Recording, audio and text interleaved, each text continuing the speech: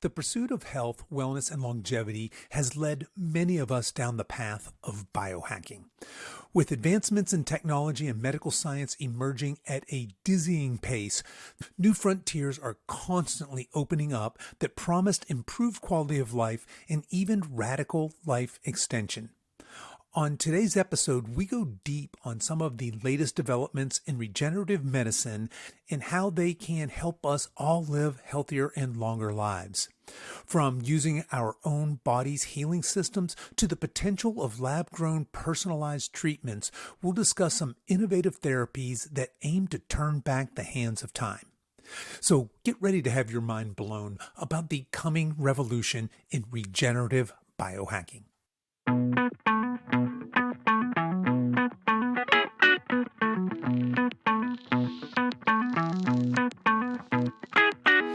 Hello and welcome to the Over 50 Health and Wellness Show. I'm your host, Kevin English. I'm the founder of The Silver Edge, and our mission is to help you build and maintain a lean, healthy body that you love for the rest of your life, so that you can show up in the second half of your life as the healthiest, strongest, most vital version of yourself. We have a great show for you today. Dr. Jeffrey Gross is here, and he's going to help us understand the world of regenerative medicine for healing and longevity.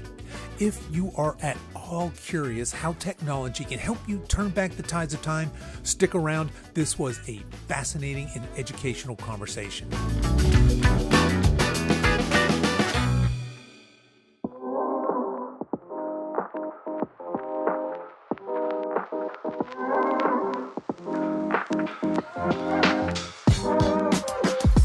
My guest today is Dr. Jeffrey Gross. Jeff is a board-certified neurological surgeon with over 25 years of experience. He founded ReCELLebrate Health to offer patients access to anti-aging and regenerative therapies. Jeff's mission is to help us optimize health, avoid unnecessary surgery, and live long, healthy lives through biohacking. He is recognized as a top doctor in neurological surgery. I started our conversation today by asking Jeff how he got interested in the subject of medicine. As a kid, was always interested in the whole doctor-patient thing and science and biology, and it pushed me that way into through high school. And in college, I studied biological sciences, biochemistry, molecular cell biology, and going to med school was sort of a just scripted stepping stone to get where I wanted to get. But where I am today is focusing on regenerative medicine. Stem cell medicine can be a short phrase for that. And anti-aging is a big piece of that. And I got into that almost coming full circle back to my sort of undergraduate roots in cell biology. I was practicing, I'm over 30 years of performing neurological surgeries. I was focusing on brain and spine. I have a fellowship in spine, and I was treating neck and back pain. And I noticed frustrated patients, and I became frustrated with them in that a lot of them perhaps had neck and back trouble, not an uncommon thing. And whether they were injuries or accumulated degenerative changes related to age and activities, what have you. And some of them didn't respond to the basic treatments of therapy, time, rest, anti-inflammatories, maybe some injections. And then the only other thing left on the menu was surgery. But many of them weren't quite ready for that. And I salute them for that. And nor did I want to give surgery to someone who wasn't quite ready. So there's this big gap between sort of the early treatment and the more traditional invasive treatment. And that gap, people would come in and say, yeah, I'm not quite ready for surgery. What about stem cells, doc? What about stem cells? And enough times just sort of pounding into me, I finally said, yeah, I used to study that stuff. It's been a few decades. Let's go back and take a look. So instead of going to the annual spine surgery meetings where they're all patting themselves on the back for doing the same things they've done for decades, and I say they because I've now separated myself from them. I was one of them. I went back and went to conferences and got education and retrained in regenerative medicine and got brought up to speed. And that was about 5 years ago. And now I'm doing more and more of that. And I did it for the spine, but now it's spilled over into other joints lots of other joints and spilled over into other things besides joints and into the whole anti-aging realm. And I've had more fun in this version 2.0 of my medical practice than I've had in a long time. That was a long road. I hope that answers the question without too much No, it trouble. does. No, I love that. So it sounds like you came from these very traditional medicine roots, right? It sounds like probably you were destined to be there. Just kind of as a kid, you mentioned, hey, I was I was fascinated by client patient relationship, and then into cell biology in college, and the natural progression was medical school, all of that. Now you talk about as I guess, a traditional medical practitioner that people were coming to you with these spine, neck type injuries, or I think I'm probably more interested in our audience is probably more interested in these people that just have, I've got this pain in my back and I've had it forever and now it seems to be getting worse. They're landing with somebody like you in that traditional sense. And you said something very interesting there. You mentioned that there was this gap between the early sort of treatment, which I'd like you to elaborate on a little bit, and then the more drastic treatment, which of course is surgery. When you say these early kind of treatments, if somebody comes to or goes to a doctor today, like in the traditional medical sense, we go in, I got this neck pain, I've had it for years, it just seems to be getting worse. What are they likely to be told? The traditional treatment is okay. Well, a lot of acute onset, hey, my threw my back out. A lot of the neck and back trouble like that will tend to improve. Just give it some time, right? So Yeah. we tell them rest, take the stress off your spine, maybe do some light stretches, use some anti-inflammatories, maybe something a little stronger temporarily, although we don't love that these days. And then after a few weeks, if things are settling down a little bit, then we recommend some type of rehabilitative therapy. It can be some type of chiropractic with physical therapy modalities. It could be physical therapy or something in that realm. And we work to rehabilitate that person. Some people rehabilitate themselves. They, hey, I've gone to the gym. I know what to do. Maybe we give them a couple tips. Some people work with a trainer. That's sort of the early, I'd say that's step one in the vast majority of Western medicine's approach to neck and back pain on an acute basis. Gotcha. And then from there, where do things like the injections, and is that the next level? So somebody comes in, you say, hey, let's rest, let's give this some time, let's practice some of these movements, perhaps, and maybe even a referral out to PT or a chiropractor, and they still have some of this. And then we Yeah. talk about like cortisol injections. What's that next step? Yeah. So typically injections are for the people who did not resolve with the front line, the step one, right? Yeah. And the injections are for two reasons. One is they can help reduce inflammation and pain in certain areas of the spine, targeted, to help buy more time. They also help us pinpoint where the problem's coming from because somewhere in there, usually an MRI is obtained because an MRI has a lot more information than an X ray. And the MRI doesn't tell us exactly where the pain is. So there's this Sherlock Holmes logic process where we take the symptoms and the MRI, and then we confirm it with the injections. If we see something, one thing on the MRI, we say, oh, let's numb that spot with a little bit of cortisone-like medicine. It's not always cortisone, but it's in the cortisone family, which is a very powerful anti-inflammatory.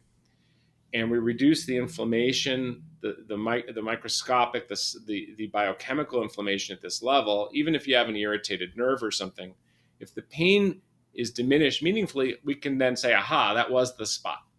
And then later, then we have a target, and this is called finding the pain generator.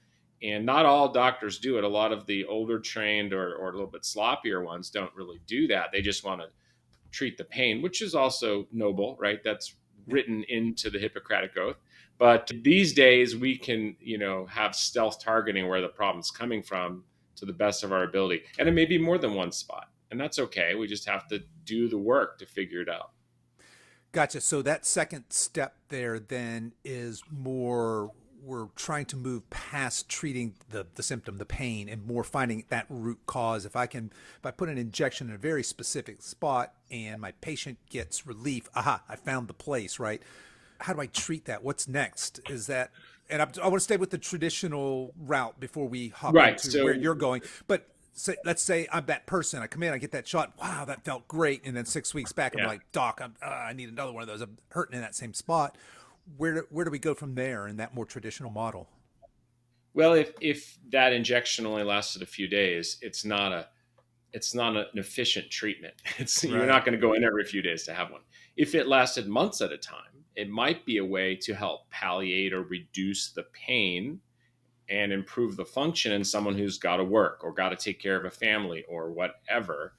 Maybe during that time they're also doing some additional strengthening and stretching and some additional rehabilitation, because frankly a lot of us could benefit from that preventatively anyway, especially when it comes to the low back. We sit a lot, we don't use the muscles of our spine well. Even a lot of people who exercise, that's not one of the primary muscle groups, uh, for everyone anyway, that they deal with.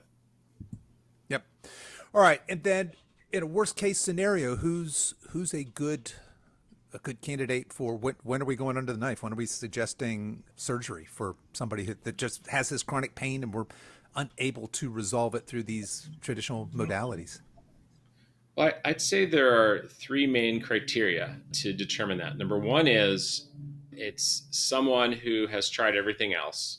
So it's usually a means of a last option, unless there's some kind of neurosurgical emergency, like, a nerve dysfunction so bad down the limb or something that has to be addressed meaningfully, or the pain is just so severe.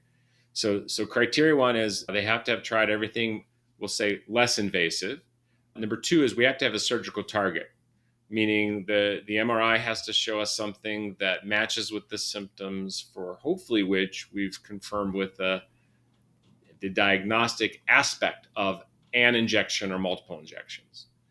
And then third, the patient has to want it. A doctor shouldn't be saying, we're doing surgery. A doctor should have a discussion with the patient and let's go over the pros and cons. Let's talk about all the options. And for many decades, I wasn't including a regenerative medicine option because I wasn't trained to. Well, I went back and trained myself because you look at traditional medicine, and I was trained by professors who were maybe 20 to 30 years my senior, who were trained by professors that were 20 Right. to 30 years my senior. And if you look at what spine surgeons like I was doing, but still do now, we're really doing generally the same thing we were doing 50 or 60 years ago. We're either making more room in the spine, which is called a decompression, or we are fusing the spine together, which is a rather significant thing for pain with motion of a spinal segment that is we can't control, or some combination of those things. Yes, there may be new bells and whistles, new gadgets, new ways of coming at something, but those are the two things we've been doing for decades. Okay, well, Jeff, let's dig into the meat of this conversation here. So that's kind of the traditional route. That's what I wanted to pull out. What would happen if somebody went to that more traditional medical route with back pain, spine pain, or really any joint pain?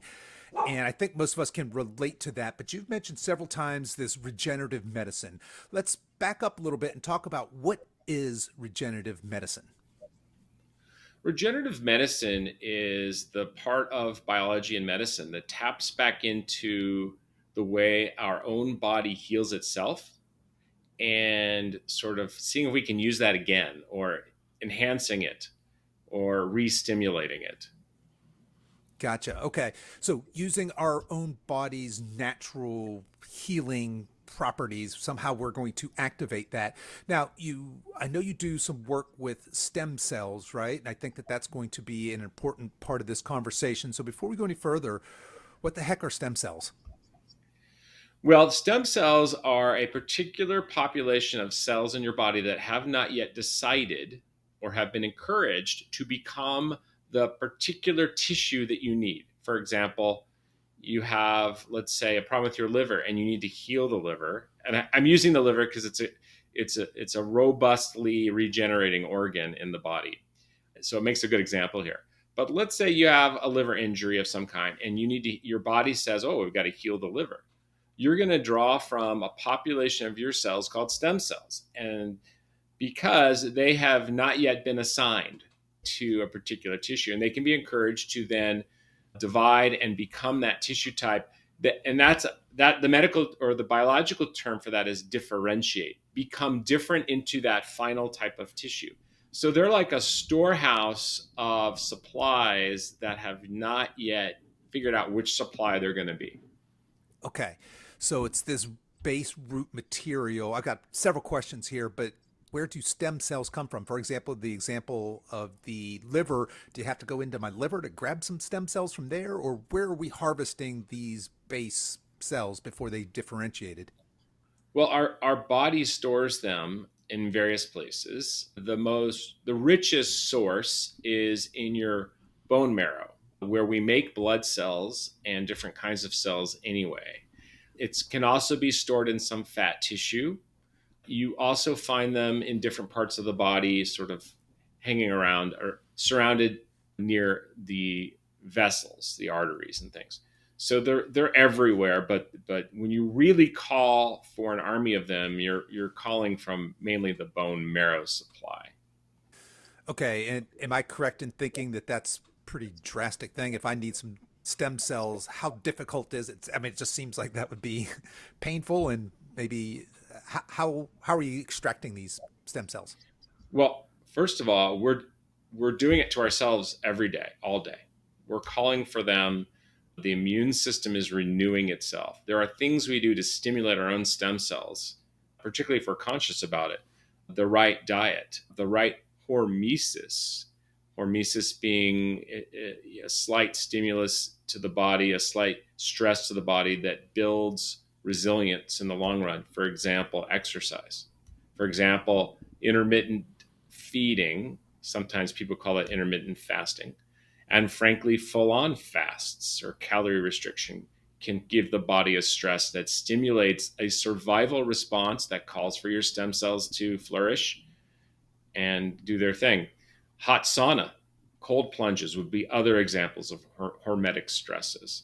So even yoga, for example, stretching and pulling on the tendons at the bones stimulates your stem cells. Certain foods, goji berries, for example, wasabi, are known to stimulate our own stem cells. There are other supplements you can buy, natural plant-based supplements that come from algae and others that help stimulate stem cell release in populations. So this is something we're doing pain-free all the time.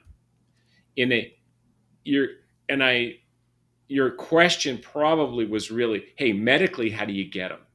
Yeah. And Well, yeah, no, but I'm fascinated by the fact that we can prompt this stem cell regeneration or the stem cell activity through the things we talk, frankly, about on this show all the time, right? Sleep and these good stressors, these right, hormetic stressors that you're 100%. talking about. Yeah, absolutely love that. But you're exactly right. What I'm thinking in my mind when you say, "Hey, I've got this liver, or spine or whatever it is, and I need to do some regenerative stem cell therapy," I'm imagining you sucking out some stem cells in a laboratory and then putting them in a petri dish and growing them up till they're Yeah, differentiated and then slapping them back in. Is that, am I off base there, or you're what? not at all. You're Okay, not how at does all. that But I look? wanted to make sure that the audience understands that that's one of many methods, and Absolutely it's love not the that. easiest method. Yeah. We're doing this all the time. Think about it. When you remember what our grandmothers said, right? You feed a cold and starve a fever. Mm-hmm. You're starving a fever first because you probably don't feel good enough to eat much, but second because the fasting stimulates your stem cell release and your immune system to repopulate to fight that cause of the fever, typically a virus, right? Mm-hmm. So why do you starve? Why does that saying exist? Because people thousands of years ago figured this out without knowing what the cells were doing by Yeah. observation. Yeah. There are Chinese herbs that do this. So thousands of years ago, people figured out certain plants help stimulate healing.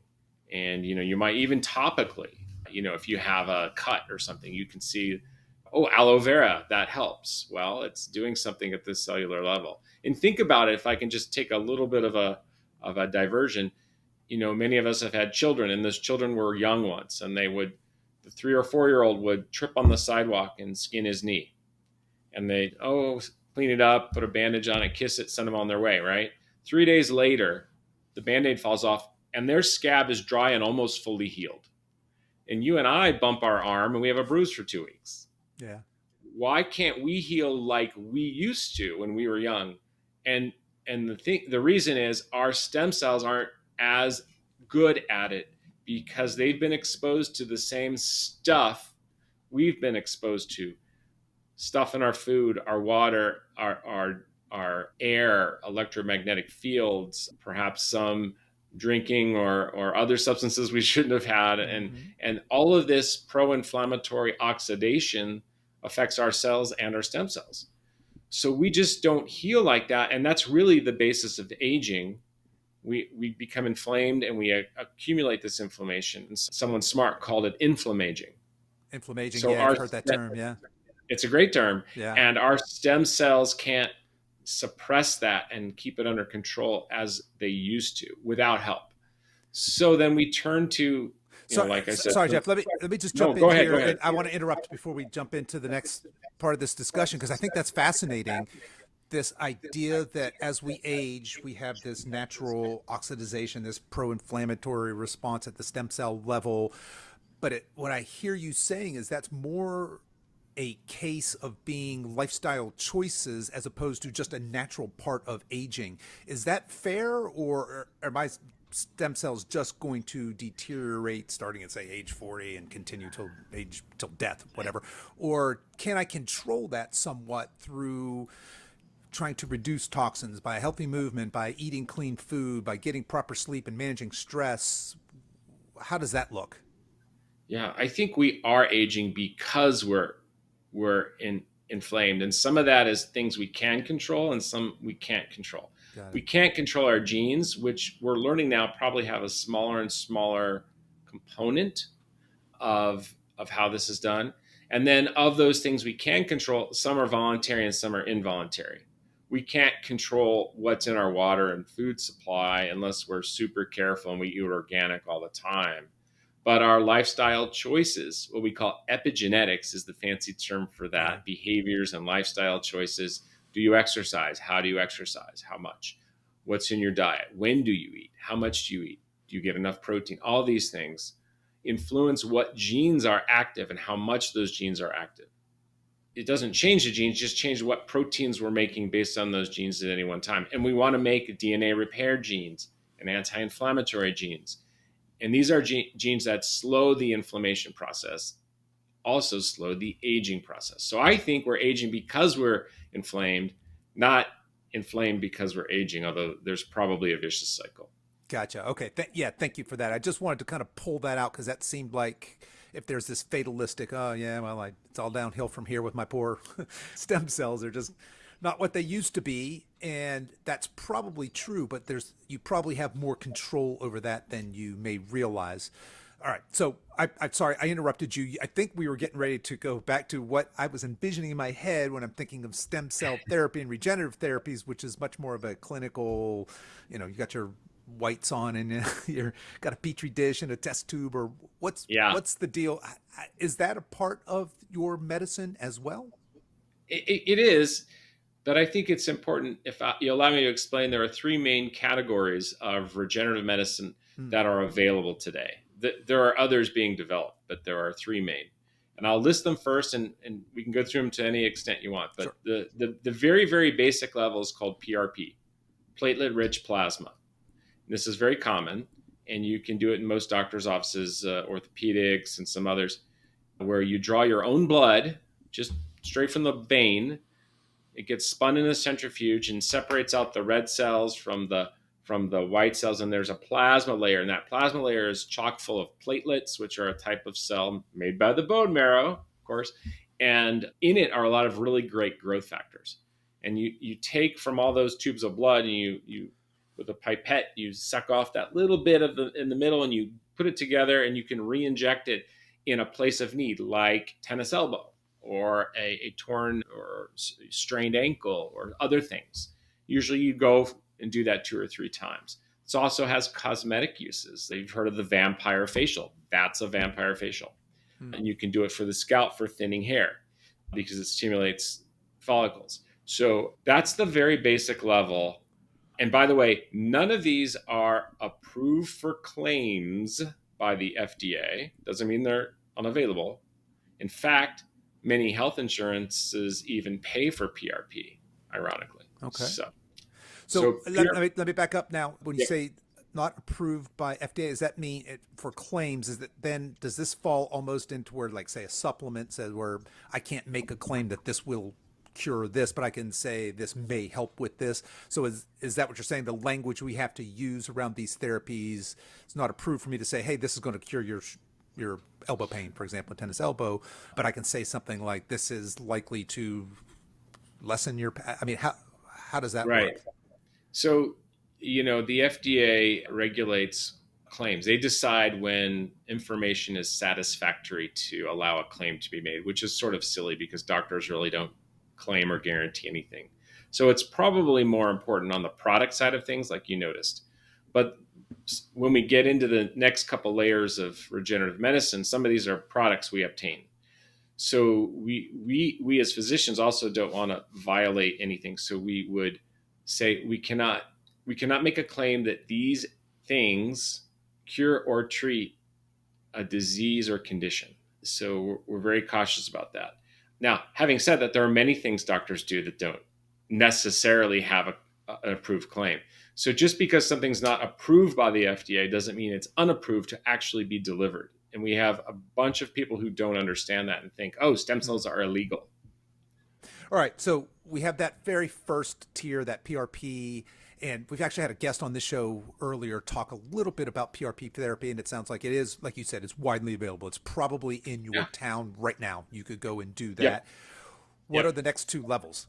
And it's useful in the right setting. It's useful, and I've seen decent results, So, but it okay, doesn't yeah. fix So when you say everything. useful, you had mentioned a couple cosmetic things. You mentioned, I guess, pain relief. If I'm doing Yeah. this PRP and we're saying this is a useful form of regenerative medicine, if I get a couple of these, two, three of these injections, am I cured or am I managing pain? What's when we say useful, what are we talking about? Or does it depend really Great on what we're question. going Now for? you Yeah. caught me with sort of being vague there. I love it. So the you think about it though, if you have tennis elbow and you go through 2 or 3 rounds of PRP injections, and after that you're all better. Whatever was inflamed has you've the PRP has called for all the healing cells and helped that area calm down the inflammation and go back to normal maintenance mode. so so Got it. I think you're reasonably improved. I can't use the word cured for the reasons I said, Sure. but Yep. you're reasonably proved that PRP helped your body heal that quicker and got you to back on the tennis court, let's say. Gotcha. And now Okay. we mentioned the tennis elbow. You mentioned some cosmetic things. What are some other things what are some common uses of just this PRP before we get to the next couple? Strains or sprains almost anywhere there's a joint. I've seen it used in the spine as well. It concentrates the healing your body's it calls for the healing cells. It calls probably for stem cells. It's probably got a few cells in it. It's probably got we're gonna break into this word exosomes. It's got some exosomes in it, and we'll come to explanation on that on level 3 of Gotcha. regenerative medicine. But it probably does the job to help people. And in the case where it doesn't, then we can go to the next level.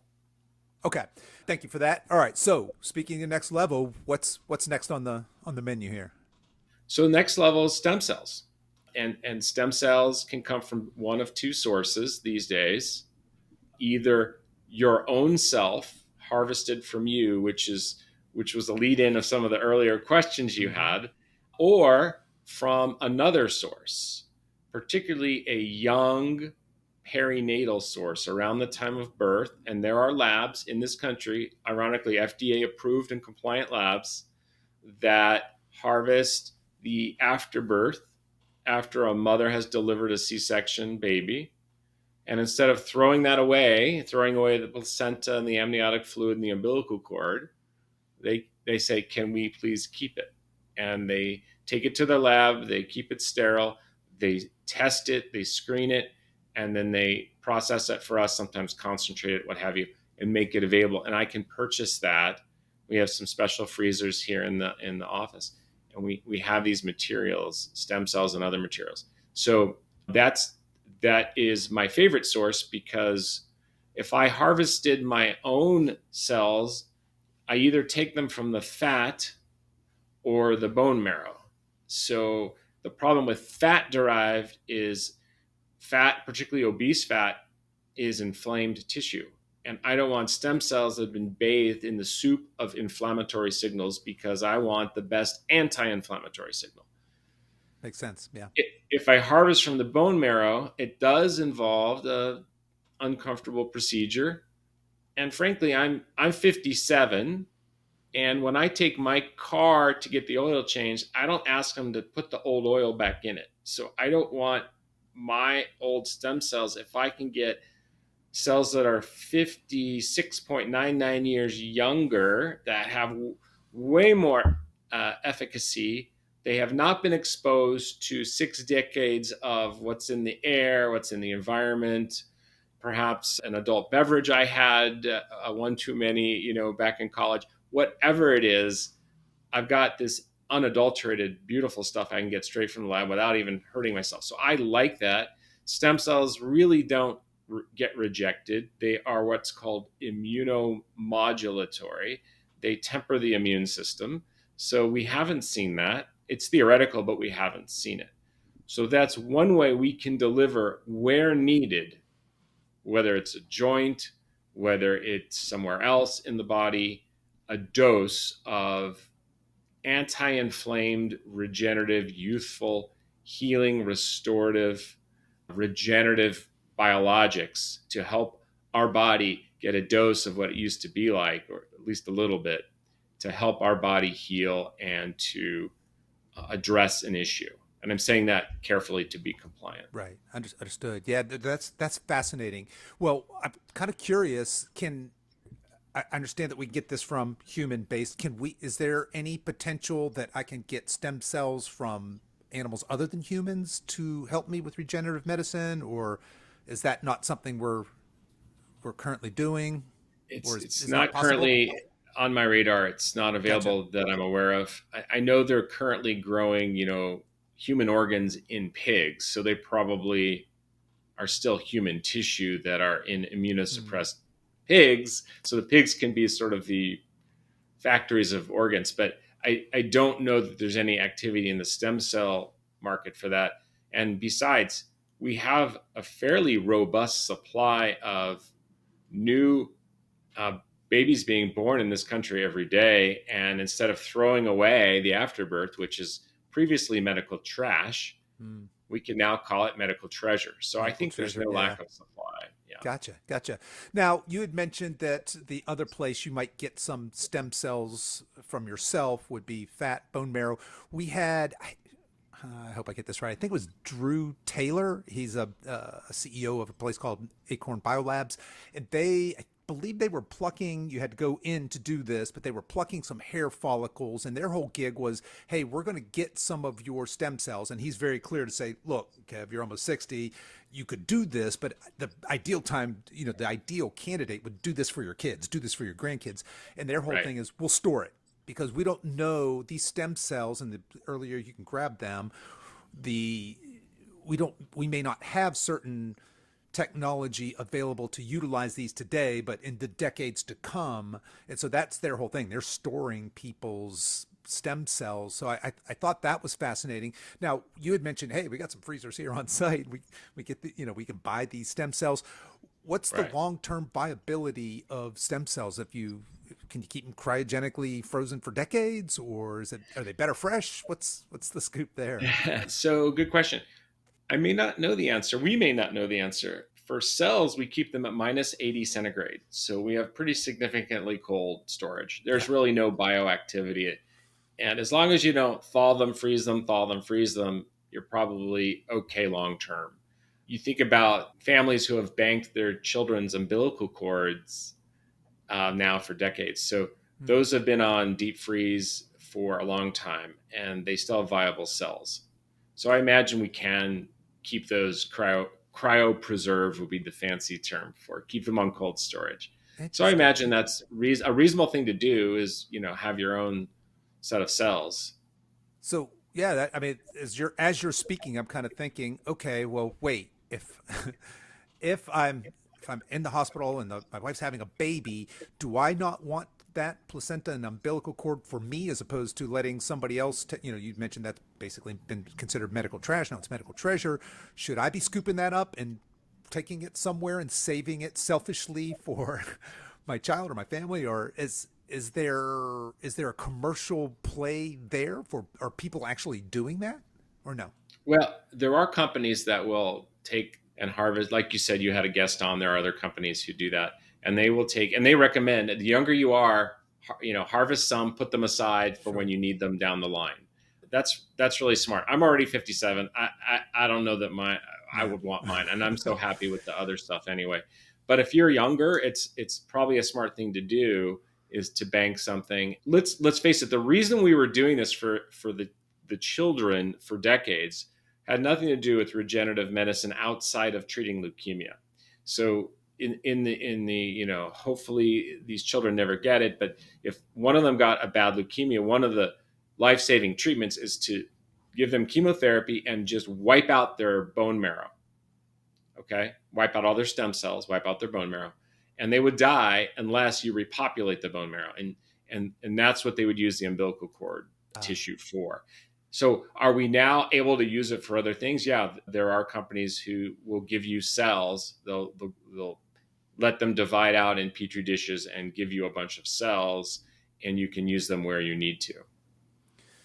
So that's kind of going back to my question now. If you're buying cells, or I suppose maybe the people who are harvesting these cells, are they able to grow them? Are they, I'm sure you get a finite amount from, say, an afterbirth or a placenta.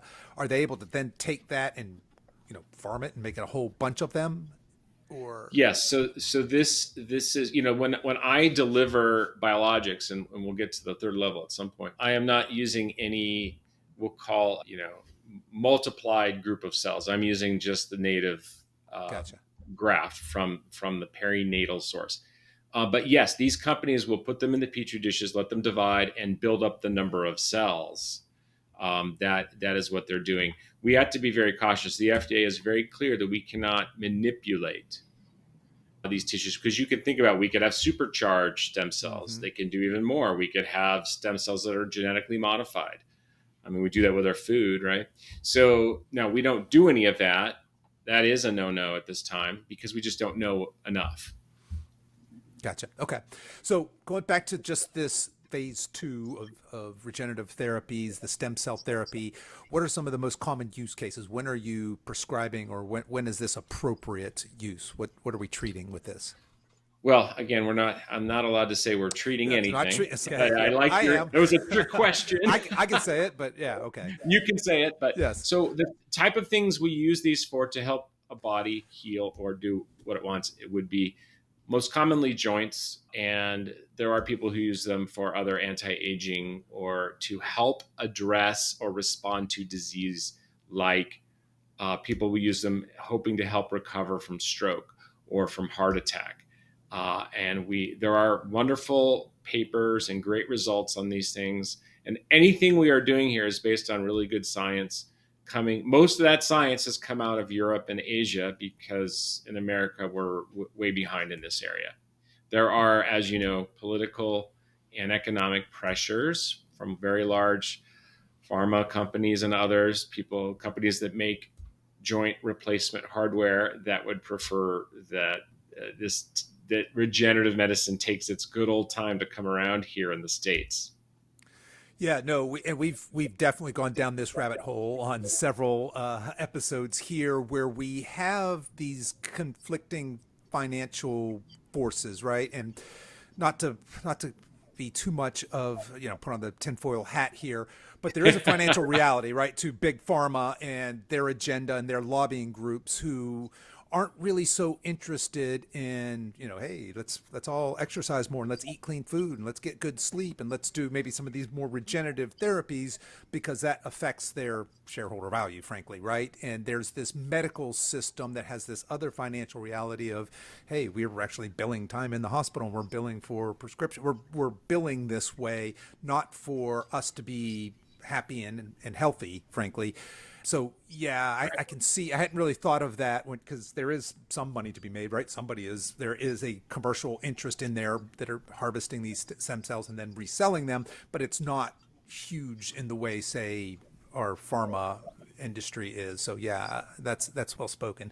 Agreed. So if I'm thinking now, here we are, we've got this PRP, we've got these stem cells. Are the Who's using this? I could imagine if I've got a professional sports team, I'm all over this. I mean, this has got to be if I'm paying $1 million for my running back and he's got a sprained ankle. Is that who's using this, or just regular people using this? You had mentioned kind of that anti-aging biohacking, or biohacking nerds using this, Yeah. or is it becoming Yeah. more generally accepted? Well, all of the above. I mean, you hit right on that. And when I'm a biohacker now too, and a biohacker nerd. So I'll take that as a term of endearment. Right on. The so yeah, I'm not just making these things available. I'm also a customer. So and that's been really fun for me. But yeah, I mean, the pro athletes were some of the early adopters, and years ago they would leave the states to go get this done. Now they don't. Tiger Woods went to Europe frequently for this, right? Peyton Manning, others. This is not a secret. Many of the mixed martial arts guys will go to Mexico and do this, and that kind of thing. You don't need to leave the states anymore. Okay. So, yeah. Yeah, yeah, just kind of interesting. And then when it comes to cost, you had mentioned that there's some potential for insurance to step in here. Speaking of financial interests, if I've got joint pain, or if I'm a good candidate for one of these regenerative therapies, what's the likelihood that I'm going to get my insurance to help me out with that? Probably okay if you're having PRP. After that, they will call it experimental, Hmm. unapproved, illegal. They use the words illegal or Oh, unproven is this word they use. It's yeah, only yeah, unproven because the FDA hasn't accepted the right. ability to make a claim. So they're proven in other spots. For example, the knee literature I go by is out of France, and 2 years ago they published their 15-year follow-up on stem cell injections into the knee area. And the results are amazing. And if we can help reduce the disability and complications and cost of knee replacements, because let's face it, knee problems are common. People go to their doctor and they say, Yep. you have bone on bone, you have arthritis. Well, I mean, those are just a little bit dramatic. So arthritis is it can be a disease, or it could also be a local degeneration of a joint. So although there may be arthritis, that's not what we're dealing with. We're dealing with a specific loss of cartilage or degeneration, and then pain that comes with it. So that's what we're dealing with when we use regenerative medicine to help someone. And we have some, amazing MRIs before and after Mm. showing some restoration of cartilage in individuals and keeping them out of surgery if we can. Now, there's always going to be a need for surgery for the worst cases, but for now, we've got some great results that echo the French study. Thanks for that. All right, so we got PRP, we got stem cell. What's the big gun? What's your third one here? So I can't, I don't know it's the big gun, but I can say it's probably the more efficient gun. So Hmm. so stem cells, when you look at a population of stem cells that are delivered to an individual, they don't last but 10 to 14 days. But the benefits can go on for weeks and months, if not be enough to set you back a couple of decades, whether it's you're dealing with a joint or your cellular health in general or what have you. So if the stem cells are only lasting briefly, then what's going on that's causing this benefit? Turns out those stem cells are delivering communicating particles that we call exosomes or extracellular vesicles. Some people call them nanoparticles because they're measured in nanometers, 10 to the minus 9 meters in diameter. So these are And these tiny. are, yeah, they're about, well, cells are tiny as it is, but Yeah. these are another, 3 powers of 10 tinier. Mm. So they're about 1/1000th the size of a cell, and each cell gives these off in our body, and stem cells give them off too. And stem cells can give off thousands of these to communicate with neighboring cells, saying, "Here's what we're going to do now. This is the plan. I'm a neighborhood watch captain. We're all going to lock our doors at night. We're all going to make anti-inflammatory proteins together.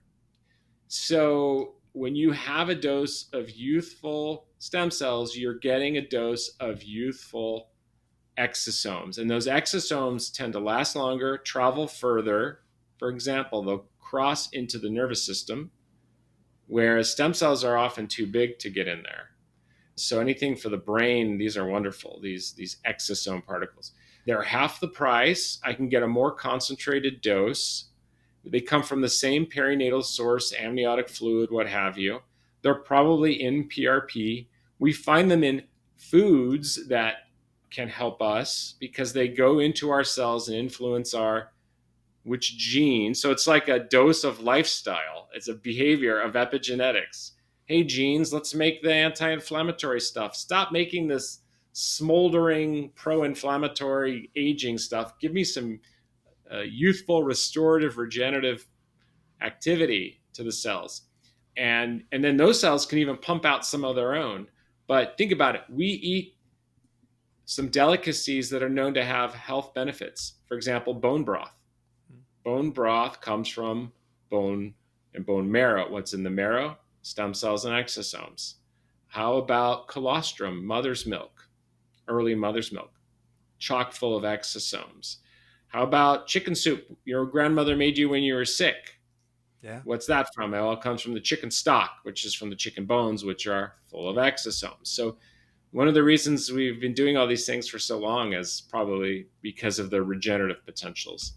So I'm a fan of exosomes. We treat them like stem cells, except that they're less expensive, easier to deliver, easier to store. I have those in a minus 30 centigrade freezer, so a lot easier to take care of and handle. That's my go-to these days. Now, some people say cells have this more ability to adapt to the environment, and they may. I have not seen any difference in results from some of the stem cell things versus the exosome things we do. So dose for dose, I'm cost for cost, I'm an exosome. I lean on the exosome side. Okay, so we've got all these different therapies, the PRP, the stem cells, the exosomes. We've talked about how we might use these for treatment of pain, for treatment of for other ailments and repair. And but you've also kind of alluded to the fact that I might do something like exosome therapy or stem cell therapy just because I want to improve my quality of life and my longevity, my health span, so to speak. Is that fair? Can I just be proactively coming in for my dose? And if so, what's an appropriate plan? Am I doing that once a month, once a year? What might Well, that look we like? we individualize it. So we would meet with someone like you, probably by Zoom. We would go over your lifestyle, your breathing, your sleep, your diet, your macros, your protein, your activity level, your mental clarity, your functional level, your supplements, everything. And because I don't want you to spend money on a longevity program or a plan until your body's optimized to take full advantage of it. Okay. Yeah. So then, if all things are go, we would have you, invite you here, and then we would give you round one, and then we would see what you get out of it. And if you have the typical responses we get from an IV approach, we see people feel refreshed, they feel energized, they feel aches and pains tend to dissipate, particularly anything involving inflammation. They tend to sleep better. They tend to feel clearer in the brain. These are the common responses we have. And that's just we do IV. We can do spot treatments in other areas, joints, all kinds of things. But we then see how long it lasts because someone who has less inflammation at a certain age versus someone who's been living hard at that same age, Hmm. those people may need a different amount. So we only want you to have what you feel you need, and we work with you and we talk and we follow up and we ask questions. I had a woman come in who's over 80 the other day who 2 years ago we did an IV. She had lots of aches and pains from, now she did have arthritis, the disease, at least she was told she did. I've done some labs on her and I'm a little That's questioning that. questionable, huh? Yeah. But for 2 years, she's felt great. She just started to have her aches and pains come back. Hmm. And I said, well, how much of them are back? She's like, oh, just a few percent towards having them back. I said, well, you're not quite ready, but when you get there, you let me know. I don't want it to get to 100%. Let's catch it earlier, but she's gone 2 years. I personally, for preventative reasons, I do about 4 of these a year. Okay. But I have easy access to them. I walk 8 feet. If my nurse is available, hey, can you hook me up? Yeah. Gotcha. So it just depends. I would say anywhere from 1 every 2 years to probably 4 a year. And we're creative. We do all kinds of different things for people. Sometimes you get an IV, but it's not enough to fix your knee. And then we may want to help your knee. So things like that.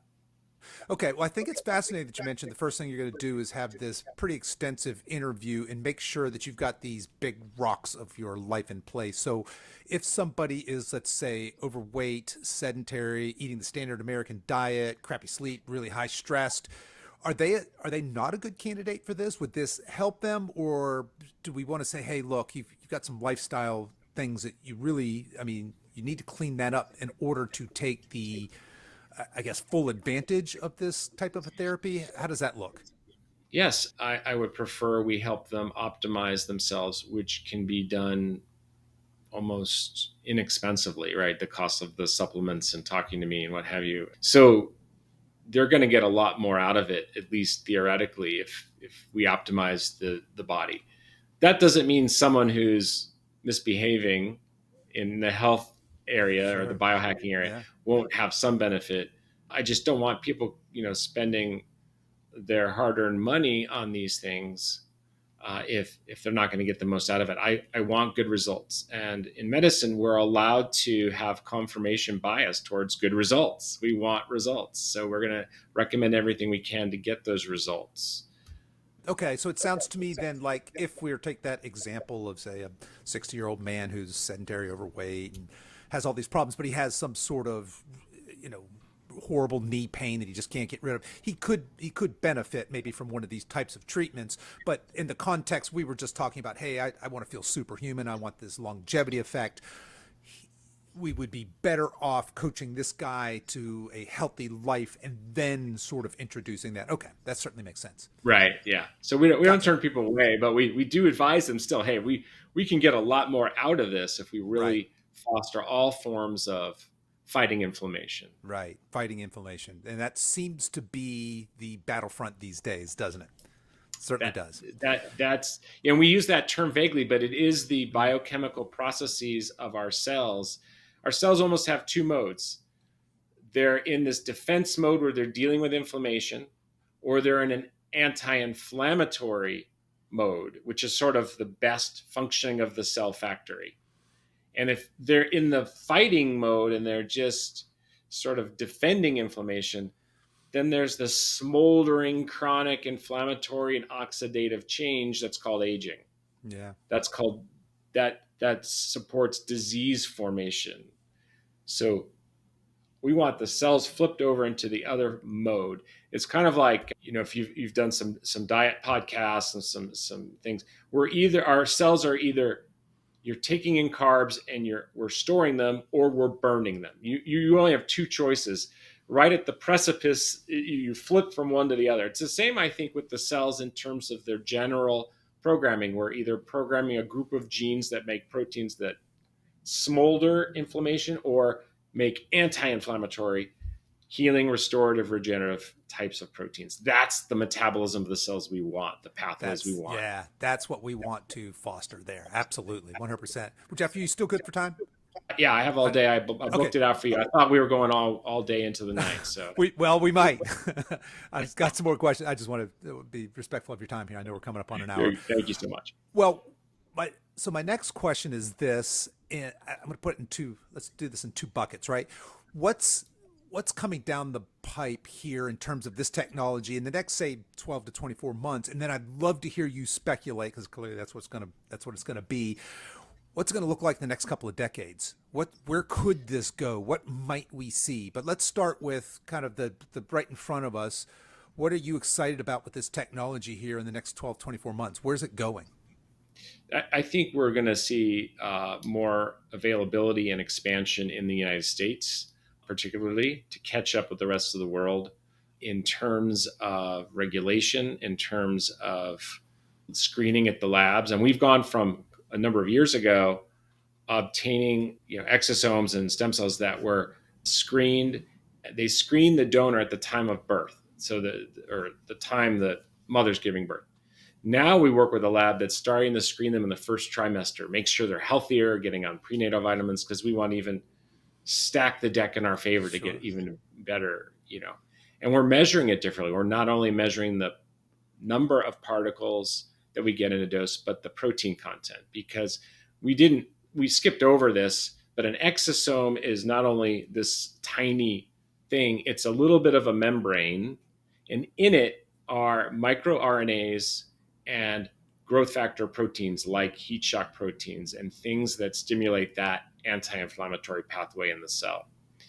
And I think in the coming years, and I'm kind of answering both questions, we're going to see designer exosomes. Now, that's manipulated, so we can't do them yet. But there was an article within the last 12 months on designer exosomes for cosmetic purposes that would stimulate more than the average exosome. They put all these microRNAs in it to stimulate the fibroblast and cell healing growth under the skin, so you could have a tighter skin and make more elastin and collagen. So think about things we can do for people with designer exosomes. We can have those that foster higher metabolism for weight loss. We can have exosomes that help the brain reduce the inflammation in the brain associated with Alzheimer's disease, because Alzheimer's disease has an inflammatory component. MS has an inflammatory component. Cardiovascular disease has an inflammatory component. So we're really fighting on those. So we would have specific ones as opposed to the generic ones we're using now.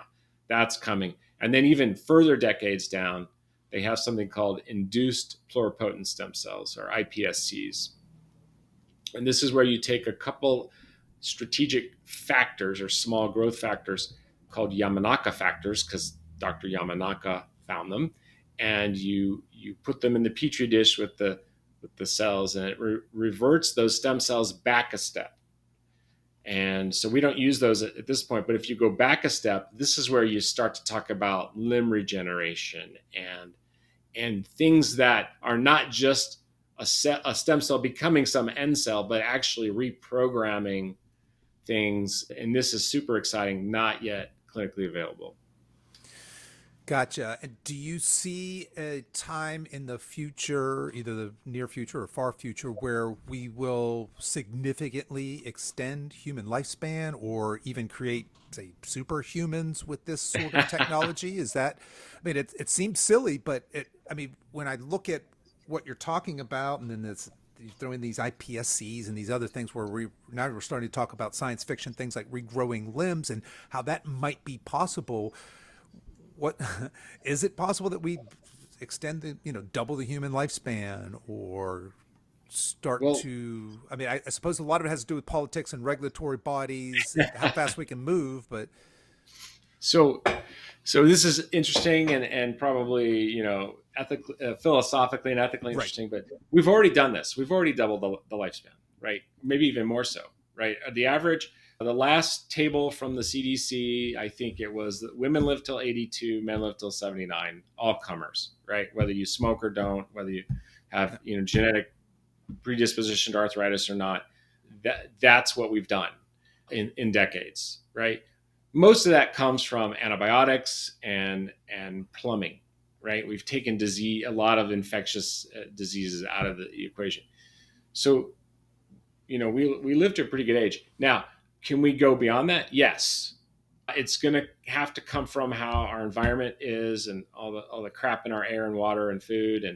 And it's going to have to come from more regulations about the kinds of foods that are available, particularly sugar, which is really a pro-inflammatory toxin. Yep.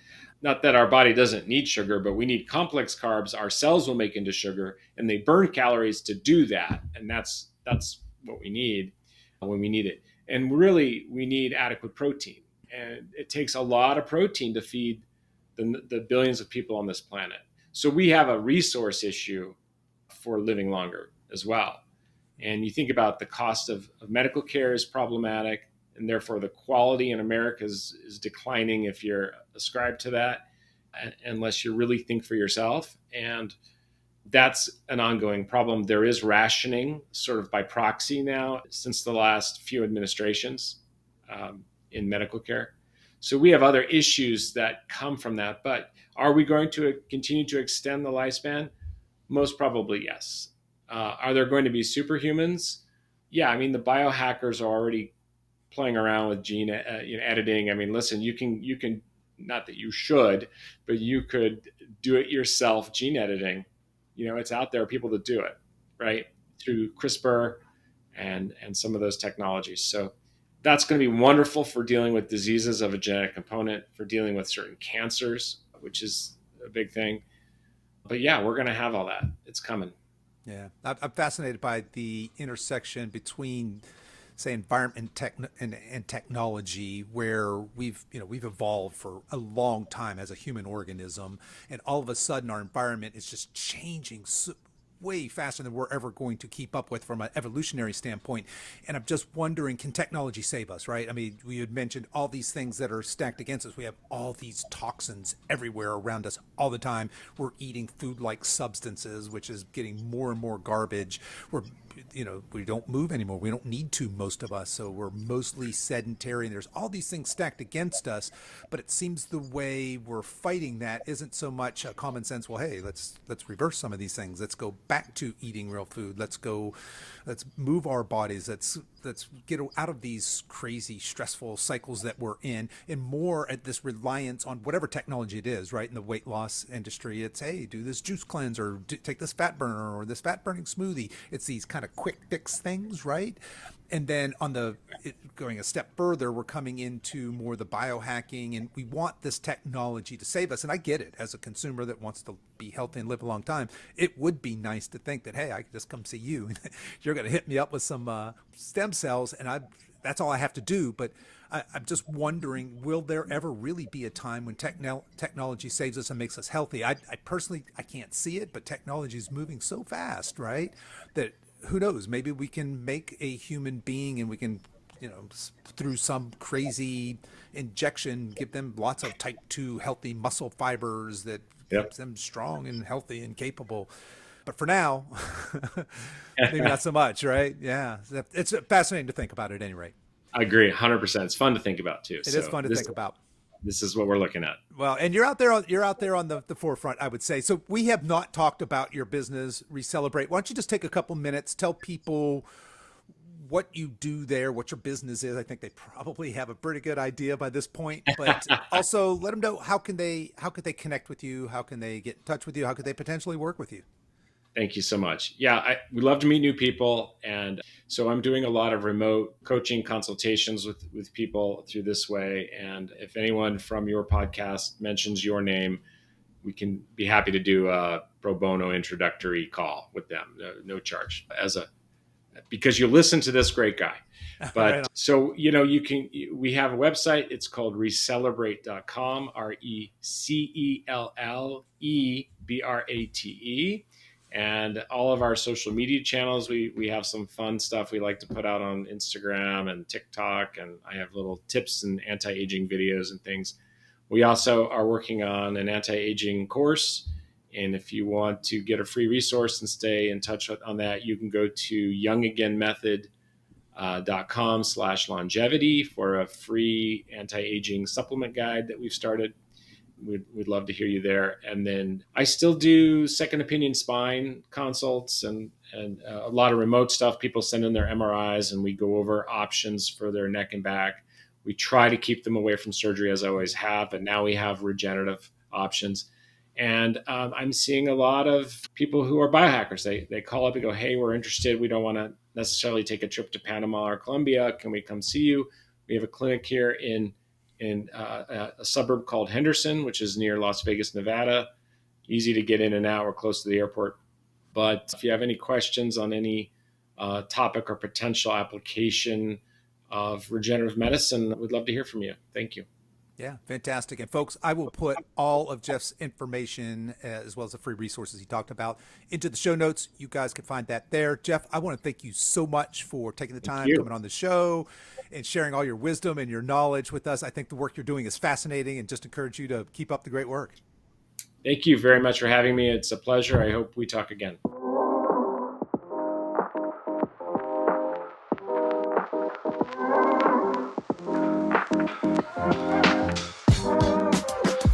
Okay, that's our show for today, folks. If you've enjoyed this podcast, I want to let you know that we have other free resources over at silveredgefree.com. There you'll find our free guides with our top tips on nutrition, exercise, and healthy lifestyle to assist you in your weight loss and fitness journey. So feel free to head over there and download anything that looks useful to you.